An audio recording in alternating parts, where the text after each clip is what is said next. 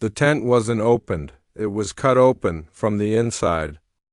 9 experienced hikers ran into a frozen wilderness. Without boots, without coats, and whatever they were escaping was never found. February 1959, the northern Ural Mountains, a place where even the wind feels unwelcome. My name is Igor Dyatlov, and I led the expedition. 9 of us set out for a journey we had prepared months for. We were not reckless, not inexperienced. We were confident. That was our first mistake.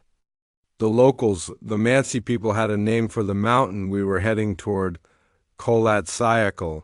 It means dead mountain. We laughed when we heard it, not because it was funny, but because none of us believed in things we couldn't explain. The deeper we moved into the mountains, the quieter everything became. No birds, no distant animals, not even the sound of trees shifting, just wind. But even that wind felt wrong. It didn't flow naturally. It pulsed, like something breathing beneath the world. One night, while reviewing photographs we had taken earlier, I noticed something in the background of one of the images. At first, I thought it was a trick of the light, a shadow. But the more I stared at it, the more it looked like a figure, standing upright, too far away to identify, but too clear to ignore. I didn't tell the others. I told myself it didn't matter. We reached the slope late in the day.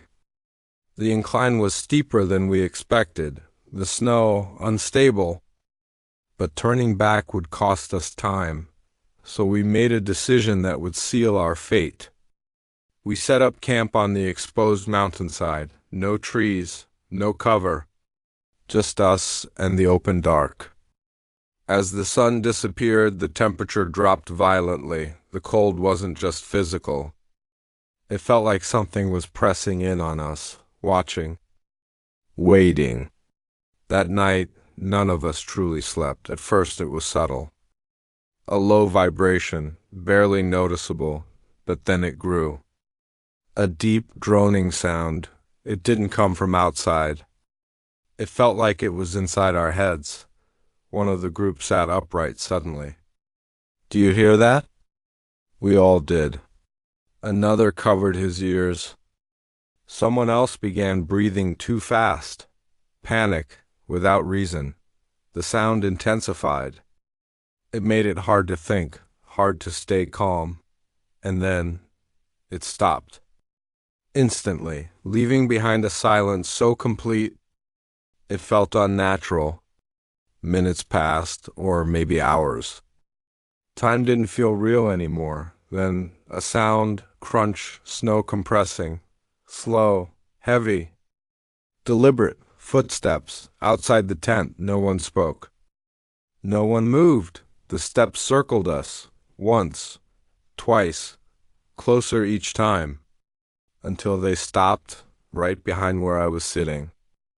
I could feel it, not hear it, feel it, a presence. Just beyond the thin layer of fabric, something inside us broke, not all at once, but like a chain snapping link by link. One of us whispered, "We need to get out." Another shook their head. No, we stay here."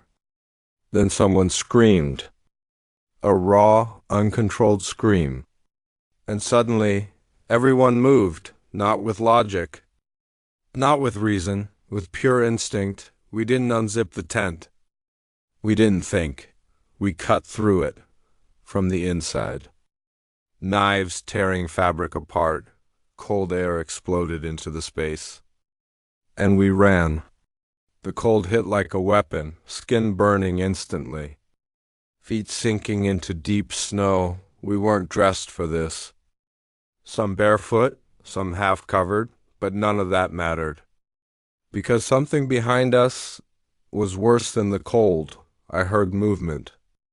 Not footsteps, something faster, sliding, gliding, closing distance. We reached the tree line, branches clawing at our skin.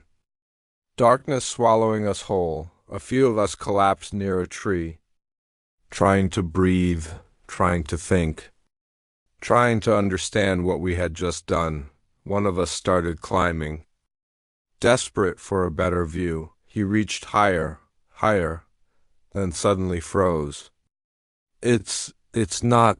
He never finished. His body fell, hitting the ground with a sound I will never forget. I saw it then, between the trees, a shape, tall, unnaturally tall, its outline shifting.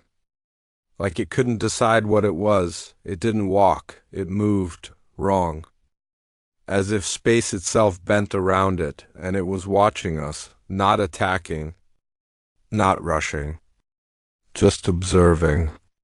We tried to survive. We tried to act rationally. A fire was started, weak, flickering. Our hands barely worked. Our thoughts slowed. The cold took more than warmth. It took clarity. One by one, we lost the strength to stand, to speak, to fight. And through it all, that sound returned, that low, vibrating hum, closer now, stronger. Weeks later, search teams discovered our camp, the tent, cut open from the inside, footprints leading away, barefoot, scattered, panicked, our bodies spread across the mountain. Some near the forest, some trying to return to the tent. None of us made it. The reports didn't make sense. One had a fractured skull. Another, a chest crushed with immense force, as if struck by something powerful, yet leaving no external wounds, no cuts, no bruises, just internal destruction. And then the details they struggled to explain: a missing tongue, eyes gone, clothing contaminated with radiation. The official conclusion was brief, vague: an unknown compelling force, no further explanation. No investigation beyond that. Files closed. Questions buried. Some say it was an avalanche, but the slope didn't support it. Others say military testing, secret weapons, infrasound, panic-induced madness, but none of those explain everything. Not the footsteps, not the injuries, not what we saw. If I could go back, I wouldn't laugh at the warnings.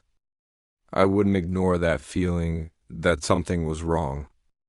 Because whatever was on that mountain was not just natural, and it did not want us there. If 9 experienced hikers ran into the freezing dark, what could possibly scare them that badly?